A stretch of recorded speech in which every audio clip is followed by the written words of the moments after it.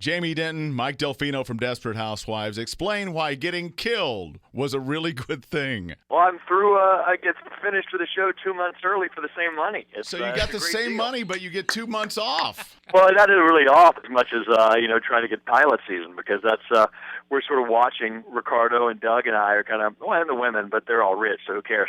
We're watching pilot season kind of go by before our eyes as all the shows are getting cast right now.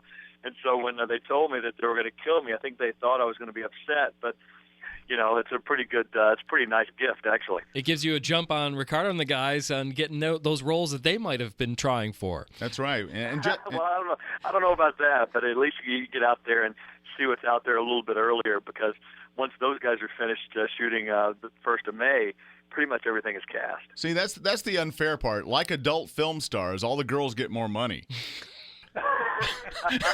Well, on our show, they sure earned it. I guess they do in those too. Jeez. All right. How did you find out you were going to be killed and when? I was in the production office doing a little. One of the things we try to do on the show for charity is we'll auction off a set visit where people will donate money to a cause, and they get to come walk around and see the set. I was hosting one of those with a family, and I was in the production office showing them around, and Marc Cherry walks through and says, you have a minute? I said, yeah. Well, sure, you're my boss. So we went in and sat down, and he just told me the whole plan, what they decided to do, that the network wanted to do something big, before the very end with 5 or 6 shows to go. And he pitched it, and, there are some drawbacks to it, and that Susan, there's already been some kind of tough backlash for people that wanted better for Susan's character, which I completely understand. That was the worst part of it for me, is it really limits Carrie, what she can do in these last 6 episodes. But, yeah, Marc just told me about it around Christmas, so I've known for a long time. So, and, guys always want to get shot. As an actor, you can't beat getting shot on camera. So it was, the fight last week that set it up, and then getting shot in the episode last night. All that stuff is fun to do. I mean, just ask William Shatner. Death scenes are the best. They are. I've done a few on the same show.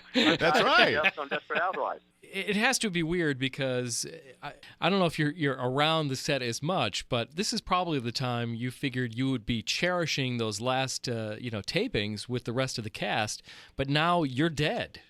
Yeah, it is weird. That's, I guess, kind of a drawback, because we've gotten so close with the crew. This is the same crew I had on Threat Matrix, which was the show I was on before Housewives. The sound department, the camera department, hair and makeup. I've been with these guys for 11 years.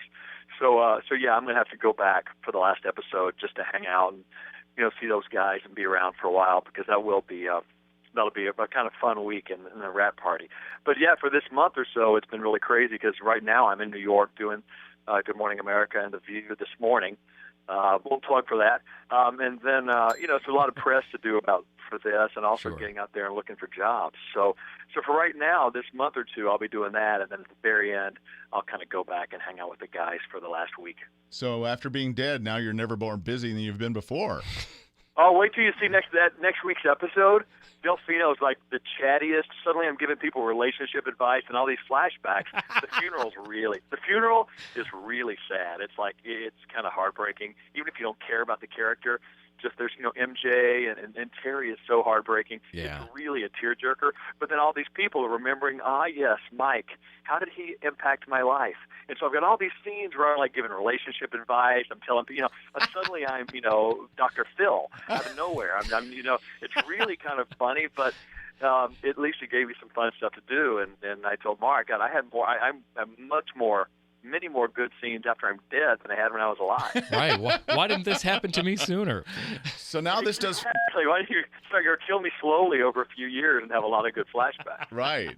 Well, this frees you up now if you want to do Wanted, Undead, or Alive 2. But then there's a big demand for it. People have been calling for that. You and Chris are all for it. So Chris Kattan and I can get naked and get on a horse and go shoot some more zombie western. You're right. Yeah, the direct-to-DVD market demands it. It demands it, and we deliver. All right. So, Jamie, if you could pick your next job, what would it be? I mean, is there a type of show? Is there a show on TV now you'd say, oh, I'd love to be a part of that cast?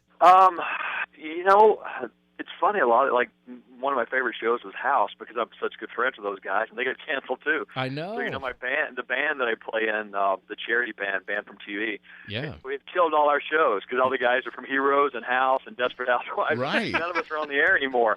So it's the band that used to be on TV. So A I slight wanted name to change. House, but they're gone. Yeah. So not really. Ideally, it would be a TV show as opposed to film or anything like that. Just for me, it's all about the kids and staying in LA. And Sure. the only way you can stay in town is to do television. So I'd like to do a sitcom. I mean, I came to LA. I got flown out to do a comedy, and my first job was a Bette Midler movie directed by Carl Reiner. It was a huge comedy. So. And I've done it a long time. So Yeah, you have. Reba, wouldn't expect it from, boring Delfino. So if I could pick, it'd be a half hour probably. It must have been strange the last, little while with the whole trial going on. Did that kind of taint the final? A little bit, but it was also pretty fitting, wasn't it? I mean, Right. The drama was greater in the courtroom than it was on TV. Isn't that true? It was no good. I mean, I had to go testify Wednesday, and it was no fun at all. You got Nicolette sitting there on one side, Marc on the other, and, I'm friends with both of them. And, I'm just ready for it to be over. But also, it spilled the beans on the big death. We managed to keep it a secret, and then 2 days before it airs, it came out on the stand. So I was having to answer a lot of questions about it Friday. But hopefully, maybe it'll help the numbers. Who knows? But it was kind of a bummer for the viewers because it came out in the courtroom as opposed to letting them be surprised. Well, I saw, when we first heard a major character was going to get killed, we thought he would bring back Nicolette just to kill her, but. Yeah, he would. Well, no comment. Yeah, that's probably for the best. I learned on the stand the other day just to limit my answers to a few words. That's right. I'll take the fifth. Jeez. Well, Jamie, our best to you and the family, and whatever you get lined up, let us help plug for you. Right. If you're going to be around town with nothing to do, selling a contributor on news corners, maybe stop by and say hi. Absolutely. Yeah. Yeah. Well, you guys have been really great over the years. It's been a lot of fun. So I'll keep you abreast, and particularly if it's Undead or Alive 2, I'll make sure you get the first director's cut screen. Excellent. We'll be your focus right. group. You're awesome, Jamie. Hey, Jamie, thanks a bunch. Our best to your wife and your kids, and to Cindy and everybody. Absolutely. Great talking to you guys. Have a good one.